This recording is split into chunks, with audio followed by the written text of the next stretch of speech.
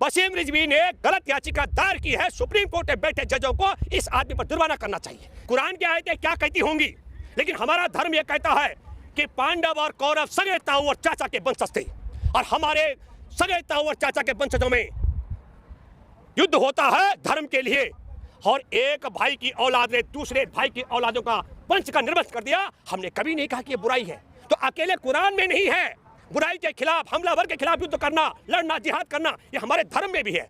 कौन समझाए इन अधर्मी लोगों को।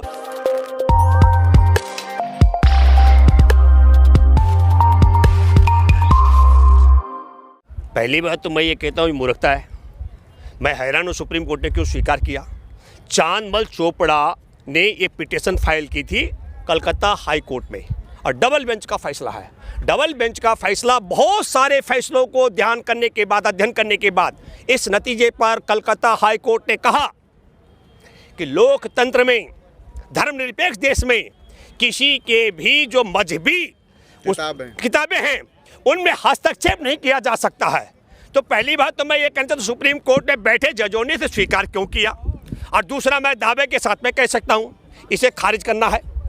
हमको तो लगता है कि वसीम रिजवी पर मुकदमा दायर करना चाहिए, जुर्माना करना चाहिए सुप्रीम कोर्ट को। तुमने ये बेजा क्यों दायर किया। मैं आपको बताना चाहता हूँ जिन आयतों पर उसका सवाल खड़े किया है वसीम रिजवी ने, आपके माध्यम से मैं दर्शकों से कहना चाहता हूँ। कुरान शरीफ में कहा गया है जब कोई दुश्मन तुम पर हमला करे तो आप जिहाद करो, उस हमले का विरोध करो। ये हमला हमारे किसान आंदोलन पर है, 3 काले कानून का हम विरोध कर रहे हैं, जिहाद कर रहे हैं। ये हम जिहाद कर रहे हैं, ये 3 काले कानून वापस लो। दूसरी बात है जो आपके शरीर में, आपके वाणी में, आपके कर्म में जो बुराइयां हैं उनको खत्म करने का जिहाद करो। और मैं ये कहना चाहता हूं वसीम रिजवी अगर ये कहते हैं, और सुप्रीम कोर्ट में बैठे रजिस्ट्रार ने कैसे तो स्वीकार किया, 800 वर्ष से ज़्यादा हमारे देश में मुस्लिम शासकों का राज रहा। अगर ये कुरान शरीफ आतंकवादियों का वो बनाता है, नर्सरी है, तो 800 वर्ष तक इस देश में आतंकियों का अगर राज रहता तो फिर इस देश में मुसलमान के अलावा और कोई होता ही नहीं। मैं भूपेंद्र रावत तो होता नहीं। मतलब मैं कहना चाहता, प्रमाणिक बात कर रहा हूँ। इसलिए एक बात और कहना चाहता हूँ, ये कैसे संभव हो सकता है, इस क्रोनोलॉजी को आपको समझना चाहिए। वो है, मैं फिर कहना चाहता हूँ, ब्रिगेड ग्राउंड में नरेंद्र मोदी की फ्लफ रैली, जिसमें GTV का पत्रकार तिहाड़ी सुजीत चौधरी वो बोल रहा है टीवी में, देखो दर्शक 2-2 मीटर की दूरी पर हैं कि नहीं है, गज की दूरी पर हैं कि नहीं, सोशल डिस्टेंस मेंटेन कर रखा है कि नहीं। साहब ने कह रखा कोरोना के काम में, कोरोना के भय से कम लोग सभा में आना। लेकिन आपके माध्यम से एक बात और मैं कहना चाहता हूँ, एक बड़ा टाइमिंग का सवाल है, क्योंकि हमारे कई दोस्तों ने भी कहा कि भाई आप कह रहे थे बिहार में भी, तो हमने कहा था। मैं फिर कहना चाहता हूँ, क्रोनोलॉजी का हिसाब किताब है, भारतीय जनता पार्टी RSS को पता लग गया, इनका सुपड़ा साफ हो रहा है। मैं फिर दावे के साथ कह रहा हूँ, हमने 2018 में 2 अक्टूबर को दांडी से संविधान सम्मान यात्रा की थी 65 दिन की। मेरे साथ में देश भर के प्रतिष्ठित सामाजिक कार्यकर्ताओं से लेकर युवा युवतियों को बड़ी टोली थी, और मानव अधिकार दिवस के दिन राजधानी दिल्ली में हमने समापन किया था। हम जानते थे कि देश का संविधान खतरे में है। ये जो हमारे किसान आज सड़कों पर है, क्यों हैं? हम जानते हैं, हम सब कह रहे हैं कि असंवैधानिक तरीके से काले कानून बनाए गए, इसलिए हम सड़कों पर हैं।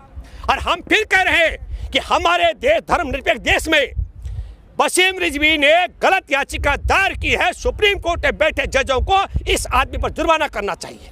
लेकिन इसका टाइमिंग इसलिए चुना गया है जानबूझ करके, ऐसे समय पर जब भाजपा के पास, RSS के पास चुनाव जीतने की, मैं संविधान सम्मान यात्रा की बात इसलिए कर रहा हूँ, तब हमने यात्रा का पहला चरण शुरू किया था राजस्थान से, मध्य प्रदेश, छत्तीसगढ़ और फिर दूसरा झारखंड।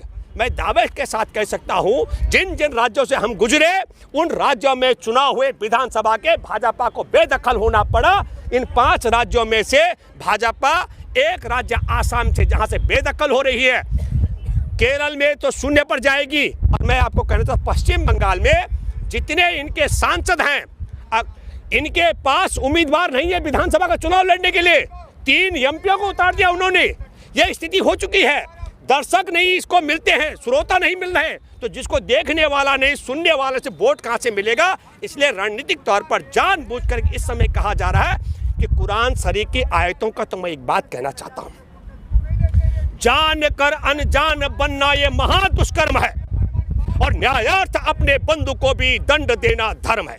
कुरान की आयतें क्या कहती होंगी, लेकिन हमारा धर्म यह कहता है कि पांडव और कौरव सगे ताऊ और चाचा के वंशज थे और हमारे सगे ताऊ और चाचा के वंशजों में युद्ध होता है धर्म के लिए और एक भाई की औलाद ने दूसरे भाई की औलादों का वंश का निर्वंश कर दिया।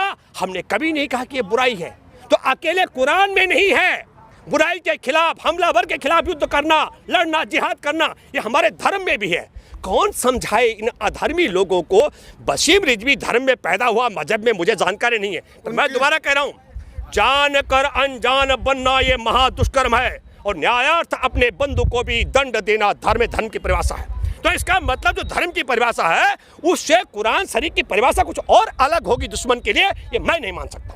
वसीम रिजवी की जो वाइफ है उसने भी, उसके भाई ने भी और शिया समाज ने भी उसका बाइकआउट किया है, लेकिन फिर भी वो किसके दबाव में आके इस तरह का मतलब नहीं, देखिए दबाव का मामला बिल्कुल नहीं है। संघ परिवार के पास एक बड़ी चीज है, संघ परिवार के पास हमारे देश के राजनेताओं की, विपक्ष के राजनेताओं की, अपने राजनेताओं की भी, बड़े वकीलों की, जजों की, पत्रकारों की, IAS IPS की सीडी है।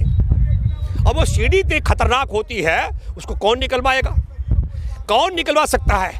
आप समझ लीजिएगा, हमारे देश में अभी जस्टिस P सामंत का देहांत हो गया सुप्रीम कोर्ट में जस्टिस अय्यर और जस्टिस P सामंत, दो जजों का मैं जिक्र कर रहा हूँ। जब फेक इनकाउंटर था गुजरात का, उस पर सुनवाई कर रहे थे, उन दोनों ने सुनवाई का दौरान कहा, हम दुआ करते हैं देशवासियों ऊपर वाले से कि देशवासियों ने गुजरात में सौंपा इनको, उससे आगे न बढ़ाएं। सामंत जी की आत्मा सुन रही होगी, अभी हाल में उनका देहांत हुआ। मैं कहना चाह रहा हूँ, हमारे देश के लोगों ने तड़ी पार और फर्जी डिग्री वाले के हवाले देश कर दिया और देश में हम सब जानते हैं किस तरीके का हश्र हमारे देश के जस्टिस लोया के साथ हुआ। हम सब जानते हैं कि कैसे तड़ी पार को सजा सुनाने से पहले जस्टिस लोया को मिटाया गया। क्या हम जानते हैं ईमानदार पुलिस अधिकारी संजीव भट्ट को फंसाया गया।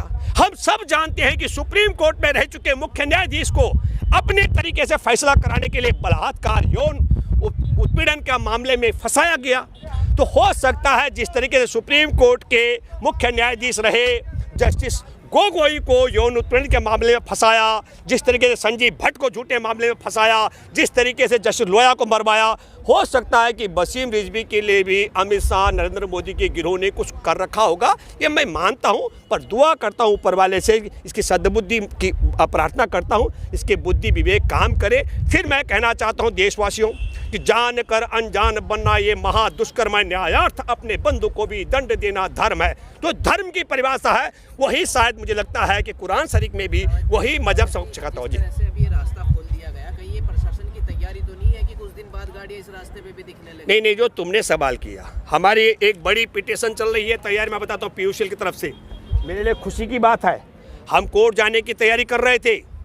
हमारे उत्तर प्रदेश से लेकर के हरियाणा के तमाम जो सीमा पर लोग हैं, वो बुजुर्ग लोग इलाज कराने नहीं जा पाती हैं, गर्भवती महिलाएं जांच कराने नहीं जा पा रही हैं, मासूम बच्चा कोई बीमार होता हॉस्पिटल नहीं पहुंच पाता है। ये षड्यंत्र था इनका, इन्होंने रास्ते बंद किए। रास्ते खोलना अलग बात है, लेकिन रास्ते खोलने से आंदोलन खत्म होगा ये मत आप कहिए। हम तो बार बार कहते रहे, हमारे टिकरी में लोगों ने कहा कि भाई हमारी फैक्ट्रियां बंद हो गई, हमारे लोगों ने कहा खोल लो रास्ता, लेकिन सरकार ने बंद कर रखे हैं। भाई ये दीवारें 5-5 फीट की दीवारें चुनवाने का काम, गड्ढे करवाने का काम, कटले तार बिछवाने का काम, कीले कढ़वाने का काम, अरे आतंकवादी वारदात हमारे देश के अंदर सुनने को मिलती थी, पर आतंकवादी वारदात अगर किसी ने करवाया तो संघ परिवार की सरकार का दृश्य आपको देखना चाहिए। गाजीपुर के बॉर्डर के आगे दिल्ली का रास्ता कैसे सीज कर रखा है, टिकरी बॉर्डर का रास्ता कैसे सीज कर रखा है, और किस तरीके से सिंगू बॉर्डर, यकीनी तौर पर मुझे कहूँ दुश्मन देश का आतंकवादी ऐसी वारदात कर सकता है जो मोदी सरकार ने करवा रखी है। पक्के मकान बनाने लगे हैं। अच्छी बात है, गर्मी का मौसम में तो बनाएंगे। सरकार ने 5 फीट ऊंची पक्की दीवार बनवाई है, सड़क बंद करवा दी, और इसीलिए हमारे गर्मी का मौसम आ रहा है। हमने पहले भी कहा था, सुनिए, हम आपको बताते हैं कि 27 अक्टूबर को हमारा फैसला था, जब हम लोग दिल्ली आने की तैयारी करते रकाबगंज गुरुद्वारे में, तब हमने कहा था हम 6 महीने की तैयारी लेकर आए हैं। अब सरकार ने दीवार वहाँ पक्की कर दी है, हमारे किसान पक्के घर बनाएंगे, गर्मियों में भी लड़ेंगे, सर्दी में भी लड़ेंगे, हम तब तक लड़ेंगे जब तक 3 काले कानून वापस नहीं आते। आप रास्ता खोलने की बात कर रहे हैं, पक्के मकानों से रास्ता परमानेंट। नहीं, हमने कहा एक रास्ता, ज़रूरतमंद लोगों के लिए एक रास्ता खोलने की बात हम कर रहे हैं। हमारा सुनिए, हम रास्ता खोलने की बात नहीं कर रहे, सरकार पूरे रास्ते खोले, हम तो दिल्ली में जाकर बैठेंगे संसद के सामने। हम यहाँ पड़ाव है, हम गाजीपुर, टिकरी बॉर्डर, सिंगू बॉर्डर पे खुद नहीं है, सरकार ने हमको रोका हुआ है। हमने संसद की चौखट पर जाकर बैठना है और लंबे समय तक बैठना है। सरकार को तय करना है, रास्ता खोलेगी हम जाएंगे और नहीं खोलेगी, बंद रखेगी तो हम रुकेंगे, और जब तक रुकेंगे, रास्ता नहीं खुलेगा तो अपने हिफाजत के लिए पक्के मकान भी बनाएंगे। मंडी बना के रहेंगे सबके। नहीं, मंडी देखिए, मोदी जी ने कहा आप अपना अनाज कहीं भी बेच सकते हैं, तो हम सब लोग, इससे बड़ी मंडी कहाँ मिलेगी जो देश के विक्रेता बैठा जहाँ बैठा हो वहाँ अगर हम अपना अनाज लेकर के जाएंगे तो खरीदेगा। आप समझो पहले, और पता लग जाएगा लोगों को, खरीदेगा तो पता लग जाएगा हम कहीं बेच सकते हैं। अरे भाई, पलवल में हमारा किसान जाता है, पश्चिम उत्तर प्रदेश का, हरियाणा, गेहूँ लेकर, पीटते हैं उनको, उनका ट्रैक्टर जब्त करते हैं और ये कहते हैं कहीं भी। अरे ये कानून तो 15-20 साल पहले का है, आप अपना कहीं भी अनाज बेच सकते हैं, इसमें कोई प्रतिबंध नहीं है। लेकिन प्रतिबंध नहीं होने के बावजूद आप समझ लीजिएगा एक क्रोनोलॉजी का हिस्सा है। और फिर हम कह रहे हैं कि ठीक है, अगर नहीं मानती है सरकार, दरवाजे खोलेगी, हम लोग संसद में लेकर जाएंगे, फसल आ रही है गेहूँ की, सरसों की, तमाम जो फसलें आ रही हैं उनको ले जाएंगे, बेचेंगे मोदी सरकार को, देखते हैं।